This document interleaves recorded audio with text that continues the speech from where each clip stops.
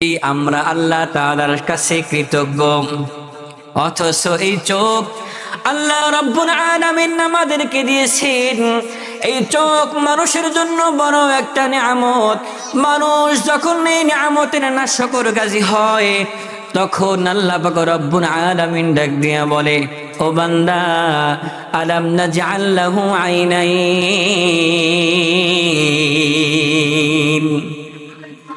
এত সুন্দর চোখ দিয়েছি, আমি কি তাকে দুইটা চক্ষু দান করি নাই? চোখ আমার নিয়ামত। আমি আল্লাহ পাক রব্বুল আলামিন চক্ষু নামক নিয়ামত দিয়েছি দুনিয়ার নিয়ামত গুলো দেখার জন্য। আসমান আমার নিয়ামত, জমিন আমার নিয়ামত, গ্রহ নক্ষত্র, গ্যালাক্সি, তারকারাজি, এগুলো আমার নিয়ামত। ও বান্দা, এই সমস্ত নিয়ামতের দিকে তাকাইবা আর আমি আল্লাহ পাক রব্বুল আলামিনকে স্মরণ করবা, আমি আল্লাহ পাক রব্বুল আলামিনের পরিচয় পেয়ে যাবা। আফালা ইয়ানজুরুনা ইলাল ইবলি কাইফা খুলিকাত ওয়া ইলাস সামাই কাইফা রুফিআত وإلى الجبال كيف نصبت وإلى الأرض كيف سطحت। الله أكبر। আল্লাহ রব্বুল আলামিন ডাক দিয়া বলে, পাহাড়ের দিকে তাকাও, কিভাবে আমি আল্লাহ পাক রব্বুল আলামিন পাহাড়কে দাঁড় করিয়ে রেখেছি। আসমানের দিকে তাকাও, কিভাবে আমি আল্লাহ পাক রব্বুল আলামিন আসমানকে খুঁটি বিহীন দাঁড় করিয়ে রেখেছি। ও বান্দা, তোমরা দুনিয়ার জমিনে সামান্য 12 হাত 14 হাত ঘর দাঁড় করাইতে, খুঁটি বিহীন দাঁড় করাইতে পারো না, অথচ আমি আল্লাহ পাক রব্বুল আলামিন এত বড় সুবিশাল আসমানকে খুঁটি বিহীন দাঁড় করিয়ে রেখেছি। তাফাক্কারু ফি খালকিল্লাহ ওয়ালা তাতাফাক্কারু ফিল্লাহ। তোমরা আল্লাহ রাব্বুল আলামিনের সৃষ্টি সম্পর্কে চিন্তা ভাবনা করো, তাহলেই তোমরা রবের পরিচয় পেয়ে যাবা। আল্লাহ রাব্বুল আলামিন বলেন, ও বান্দা, চক্ষু নামক নিয়ামত দিয়েছি দুনিয়ার নিয়ামত গুলো দেখার জন্য। মসজিদ আমার নিয়ামত, মাদ্রাসা আমার নিয়ামত, কবরস্থান আমার নিয়ামত। ও বান্দা, তোমার বাড়ির আশেপাশে এতিম ফকির মিসকিন যারা রয়েছে, এটাও আমার নিয়ামত। মসজিদের দিকে তাকাইবা, আমি রবের পরিচয় পেয়ে যাবা। মাদ্রাসার দিকে তাকাইবা, আমি রবের পরিচয় পেয়ে যাবা। মাহফিলের দিকে তাকাইবা, আমি রবের পরিচয় পেয়ে যাবা। গাভীর দিকে তাকাইবা, আমি রবের পরিচয় পেয়ে যাবা। আল্লাহ তাআলা বলেছেন যে এগুলো আমার নিয়ামত, এগুলোর দিকে তাকাইতে হবে।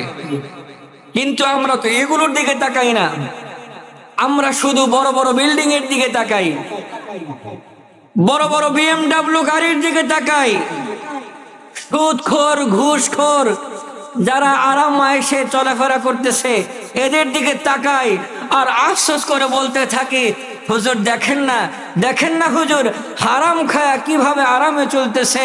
আহারে, আমরা তো বাহ্যিক ভাবে দেখতেছি হারাম খায়া আরামে চলতেছে, কিন্তু ওর ভিতরে কোনো শান্তি নাই। আল্লাহ রাব্বুল আলামিন বলেন, আল্লাযী খালাকাল মাউতা ওয়াল হায়াতা লিয়াবলুয়াকুম আইয়ুকুম আহসানু আমালা। আল্লাহ রাব্বুল আলামিন বলেন, আমি হায়াত এবং মৌত সৃষ্টি করেছি। আল্লাযী খালাকাল মাউতা ওয়াল হায়াতা, আল্লাহ রাব্বুল আলামিন বলেন, আমি হায়াত এবং মৌত সৃষ্টি করেছি লিয়াবলুয়াকুম, যাতে করে আমি আল্লাহ পাক রব্বুল আলামিন তোমাদেরকে পরীক্ষা করতে পারি। আহসানু আমালা, তোমাদের মধ্যে কে কত সুন্দর নেক আমল করতে পারে। আল্লাহু আকবার। আল্লাহ রাব্বুল আলামিন বলেন, লিয়াবলুয়াকুম আইয়ুকুম আহসানু আমালা, দুনিয়ার মুসলমান ইমানদার ভালো করে শুনে রাখো, আমি আল্লাহ পাক রব্বুল আলামিন তোমাদেরকে পরীক্ষা করি, লিয়াবলুয়াকুম আইয়ুকুম আহসানু আমালা, তোমাদের মধ্যে কে কত সুন্দর নেক আমল করতে পারে। আল্লাহ রব্বুল আলামিন চাইলে এখানে বললেও বলতে পারতেন লিয়াবলুয়াকুম আইয়ুকুম আহসানু আমালা। আল্লাহ রব্বুল আলামিন এখানে চাইলেও বললেও বলতে পারতেন লিয়াবলুয়াকুম আইয়ুকুম আকসারু আমালা, তোমাদের মধ্যে কে বেশি নেক আমল করতে পারে। কিন্তু আল্লাহ পাক রব্বুল আলামিন আকসারু আমালার কথা বলেন নাই, আল্লাহ রব্বুল আলামিন বলেছেন আহসানু আমালা, তোমাদের মধ্যে কে কত সুন্দর নেক আমল করতে পারে। আখলিস দীনাকা ইয়াকফিকাল আমালুল করিম। আল্লাহ রাব্বুল আলামিনের হাবিব বিশ্বনবী সাল্লাল্লাহু আলাইহি ওয়াসাল্লাম বলেন, তোমার ঈমানকে খাঁটি করো, অল্প আমলই নাজাতের জন্য যথেষ্ট হয়ে যাবে। তার মানে বোঝা গেল বেশি আমলের দরকার নাই, অল্প আমল যদি ইখলাসপূর্ণ হয়, অল্প আমল যদি আল্লাহ পাক রব্বুল আলামিনের দরবারে কবুল হয়ে থাকে, ওই অল্প আমলের বিনিময়ে আল্লাহ পাক রব্বুল আলামিন আমাদের জীবনের সমস্ত গুনাহকে মাফ করে জান্নাতের মেহমান বানায় নিবে। হাশরের ময়দানে এক একজন পাহাড় সমপরিমাণ আমল নিয়ে দাঁড়িয়ে যাবে। সে মনে মনে চিন্তা করবে, আমার তো কোনো পেরেশান নাই, আমার তো কোনো ভয় নাই, আমার তো পাহাড় পরিমাণ ইবাদত রয়েছে। আল্লাহ পাক রব্বুল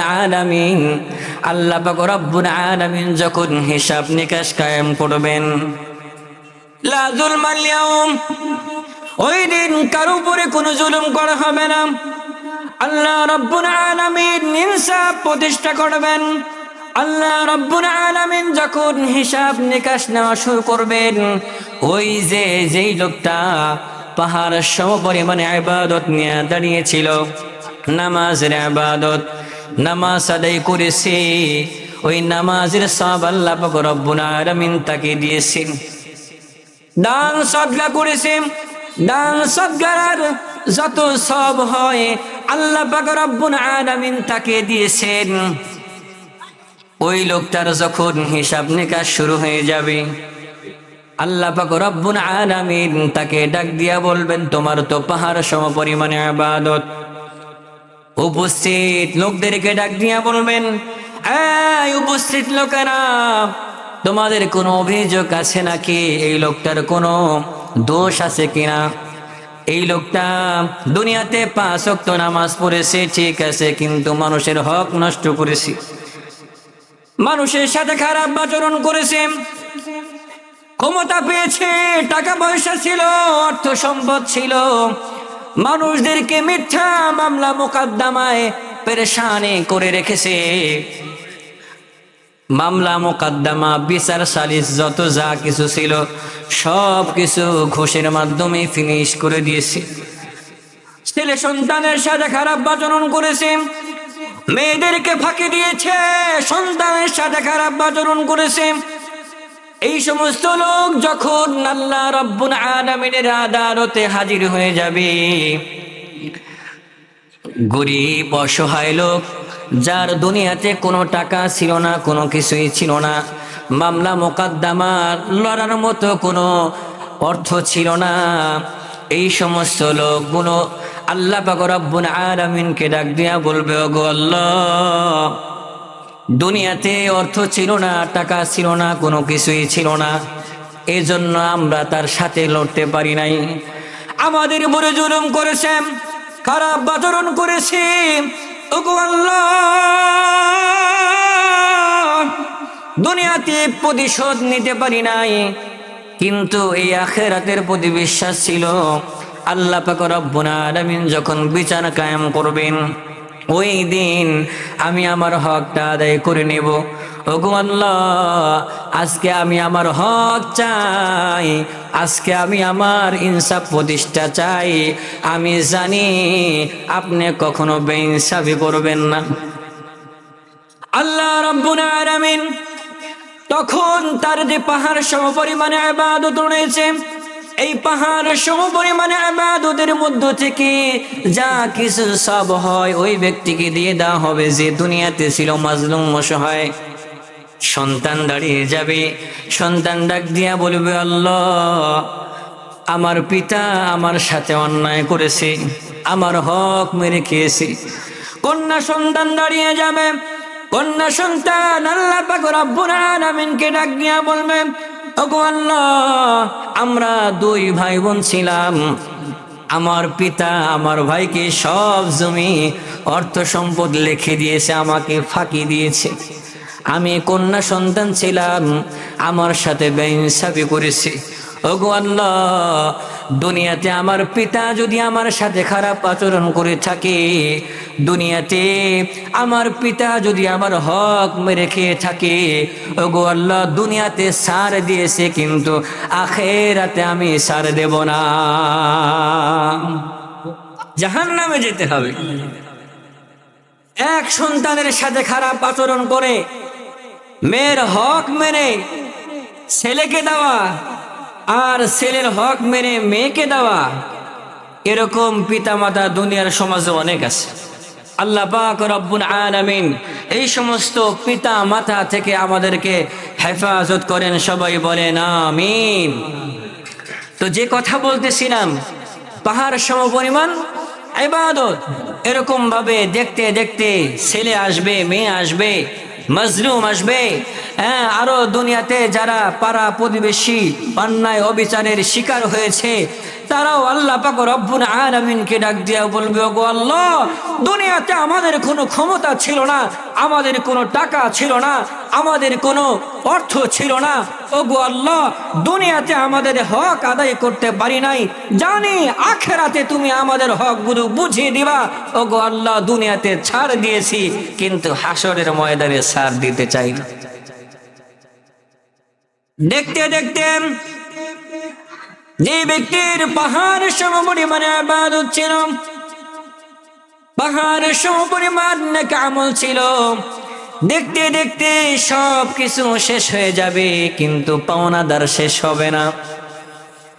সব কিছু যখন শেষ হয়ে যাবে এমত অবস্থায় পাওনাদাররা ডাক দিয়া বলবে, ওগো আল্লাহ, তার যে পাহাড় সমপরিমাণে ইবাদত ছিল সব কিছু শেষ হয়ে গেছে, ওগো আল্লাহ, এখন আমাদেরকে কি দিবেন? আল্লাহ পাক রব্বুল আলামিন ওই দিন কারোর উপরে জুলুম করবেন না, ইনসাফ প্রতিষ্ঠা করবেন। আল্লাহ পাক রব্বুল আলামিন ডাক দিয়া বলবেন, নে পাওনাদারেরা, তোমাদের কি কোনো গুনাহ আছে নাকি? ডাক দিয়া বলবে, আল্লাহ, আমাদের গুনার তো কোনো অভাব নাই। আল্লাহ রাব্বুল আলামিন তখন ওই সমস্ত পাওনাদারকে ডাক দিয়া বলবেন, পাওনাদাররা, ভালো করে শুনে রাখো, তোমাদের যেই সমস্ত গুনাহগুলি আছে এই গুনাহগুলি তোমাদের পিতা মাতা বা যারা আছে অন্যায় পাহাড় সমপরিমাণে ইবাদত নিয়ে দাঁড়িয়েছিল তাদের এখন কোনো কিছুই নাই। তোমাদের যে গুনাহ আছে এই গুনাহগুলো তাদের কাঁধে চাপিয়ে দাও, আর এর বিনিময়ে তোমরা হয়ে যাবা নিষ্পাপ, নিষ্পাপ হয়ে তোমরা জান্নাতে প্রবেশ করে যাও।